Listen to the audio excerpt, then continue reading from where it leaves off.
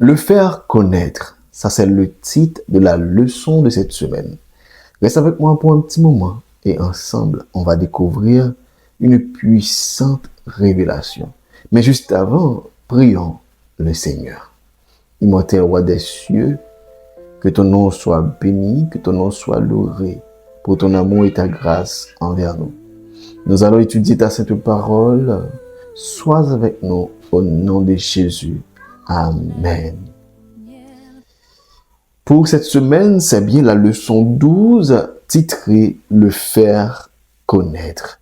Verset de mémoire nous dit « Le Seigneur, l'Éternel, m'a donné une langue exercée pour que je sache soutenir par la parole celui qui est abattu. Il éveille chaque matin, il éveille mon oreille pour que j'écoute comme écoute les disciples. » Ésaïe 50, verset 4. Chers frères et sœurs, cette semaine, nous allons étudier la leçon intitulée « Le faire connaître ». C'est que Dieu désire être connu du monde entier, mais il a choisi de se révéler à travers son peuple, toi et moi. La question n'est donc pas seulement connaissons-nous Dieu, mais aussi les autres peuvent-ils voir Dieu à travers nous? Le verset à mémoriser nous présente le secret d'un témoignage authentique. Le serviteur de l'Éternel reçoit chaque matin, l'instruction divine afin de savoir comment parler à ceux qui sont découragés. C'est qu'avant d'avoir une langue exercée, il possède une oreille attentive. Avant de transmettre un message, il écoute Dieu. Est-ce que vous êtes là? Dans l'introduction de la leçon, l'auteur nous présente une histoire intéressante. Écoutez maintenant le résumé de cette histoire. C'est que le pasteur Gérard était très occupé un sabbat matin, vu à des préparations de plusieurs sermons. Eh bien, en route vers l'église, le pasteur fut irrité lorsqu'un conducteur le coupa la route. Dans sa colère, il réagit mal en criant et en manifestant son mécontentement.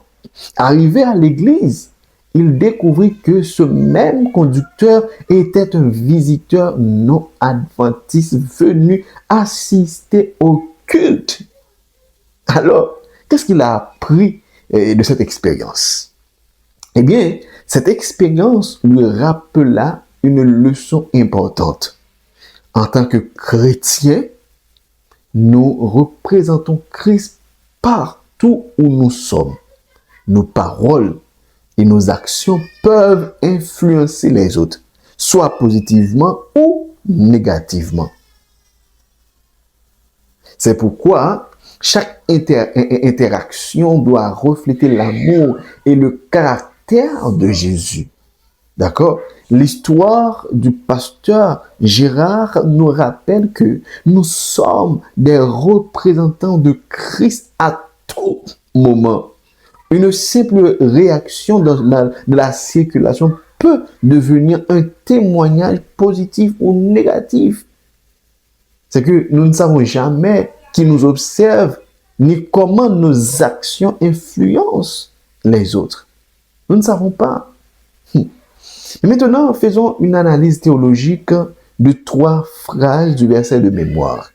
C'est que la première phrase, la première phrase nous dit « Le Seigneur et l'Éternel m'a donné une langue exercée ».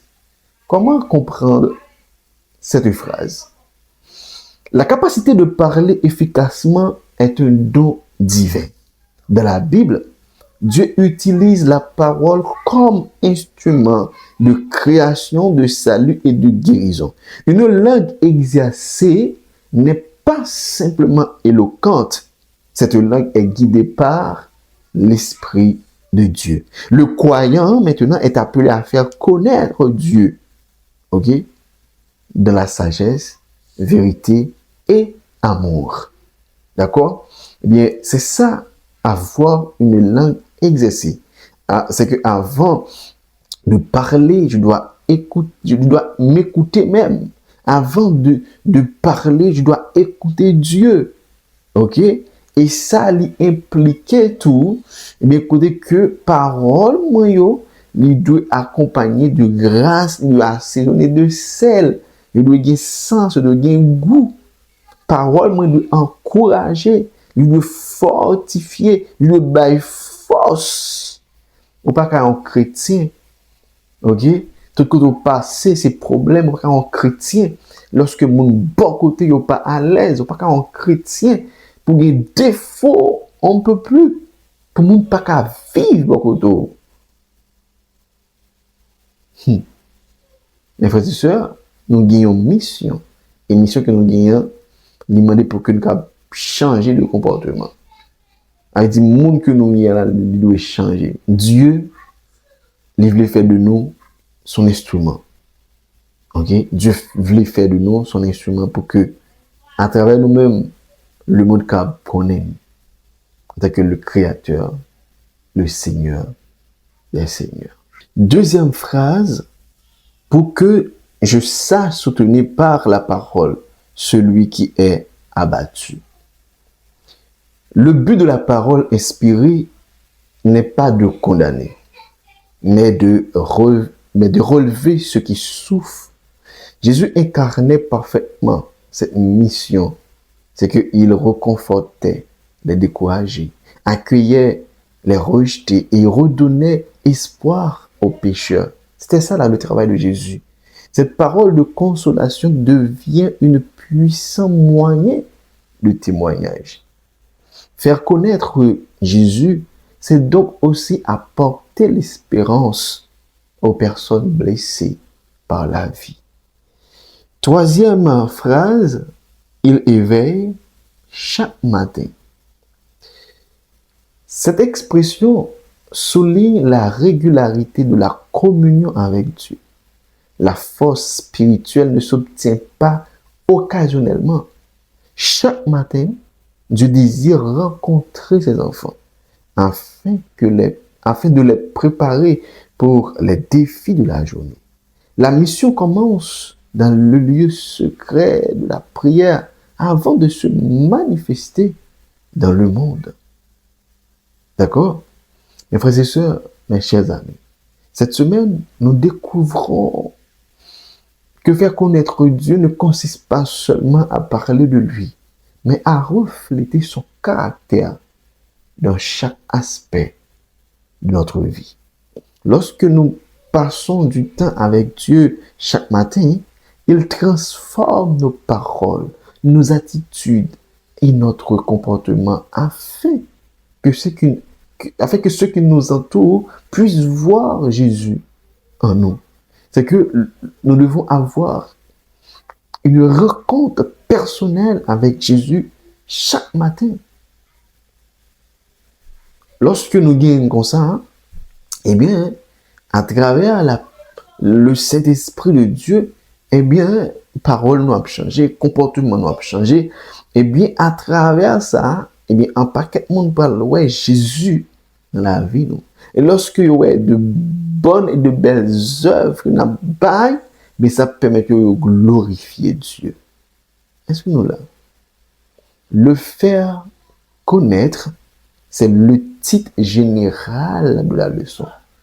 Ainsi que le verset de mémoire qui nous fait savoir que nos paroles doivent accompagner de sel. Ok? Nous devons des paroles qui réconfortent les gens qui sont blessés par la vie. Des paroles capables de l'espoir. Et à travers ça, nous, en tant que disciples, il y a une façon que nous devons y en face de nos semblables. Mes frères et sœurs, nous n'allons pas trop loin. Nous étions là. Le rendez-vous, c'est pour demain matin. Ok, il y a 5 heures pour l'autre partie de la leçon. Donc, aidez-nous à partager la leçon. Nous un like, s'il le faut. Quittez un commentaire, une question, une lumière. Ok, mais place, c'est pour tes amis, serviteurs dit Caleb. Bye bye. À demain matin si Dieu le veut. Shalom.